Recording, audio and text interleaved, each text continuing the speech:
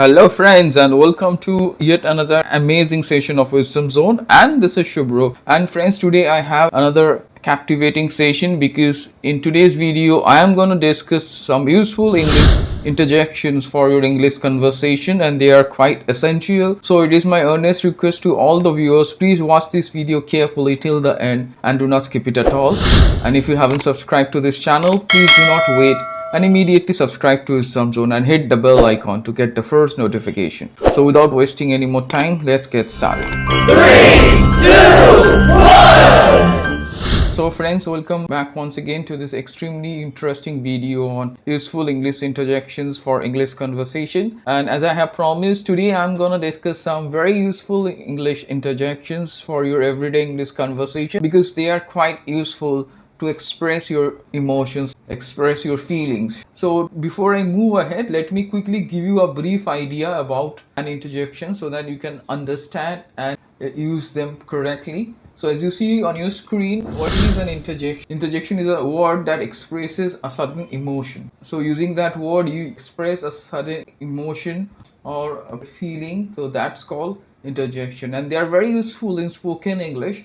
But I'm not telling it's not important in writing. It's also important in writing. But when you are speaking in English, if you use some interjection, you can convey your emotions in a better manner, and people will get attracted and people will be able to understand what you want to convey. As you see on your screen, there are some examples of interjections on your screen.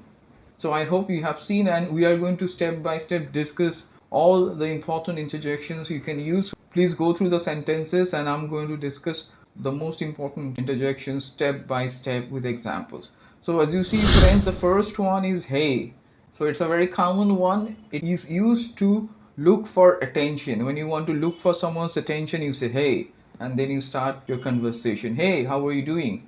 So like this. So as you see the example on your screen, hey, what's going on? So if you want to draw the other person's attention, then you start with hey, and maybe it's informal but it is quite effective. I'm quite sure you have understood. So let's move on to the next one, that is whom. So as you see, the next interjection is whom. So it expresses hesitation, doubt or disagreement. So let me show you how to use it. Whom, I'm still uncertain about it. So that means there is some sort of uncertainty. That time we use this interjection whom. So up next we are going to see the third one. You see on your screen, that is wow. It's a very important interjection. So let me explain. It is used to express astonishment, amazement or admiration. So that time you say wow, what a performance. When you want to admire someone or if you are amazed to see something, wow, what a movie. So let me show you how to use it. Wow, what a beautiful house you have got. That's the way to use this beautiful interjection. So up next we are going to see the next one, that is on your screen, that is ouch. As you have already understood from the sound, it is used to express sudden pain. When you are having sudden pain, when you are in pain, that time you say ouch. Let me show you how to use it. Ouch, that hurts badly. That's the way you can use it and express that you are in pain. So it conveys your message very clearly, it conveys your emotion and feeling very clearly. Up next we are going to see the next one, that is alas.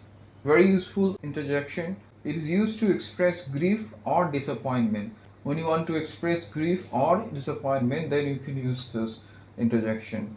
Alas. As you see the example, alas, we are undone. That means there is a sound of disappointment in that particular sentence. I have used alas and it conveys that feeling that there is some sort of disappointment because we are undone. So that's the way to use interjections, and that's the way it can help you to convey your emotion.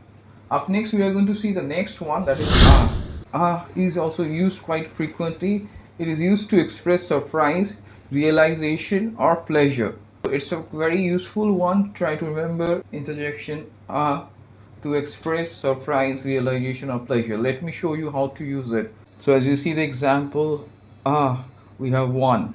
So like this way you can use it, and it conveys a very strong message, a strong emotion. It is conveying the sense of surprise that we have won.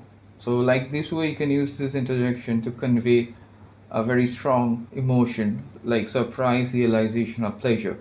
Up next one, that is hooray. Let me repeat it once again. It is hooray.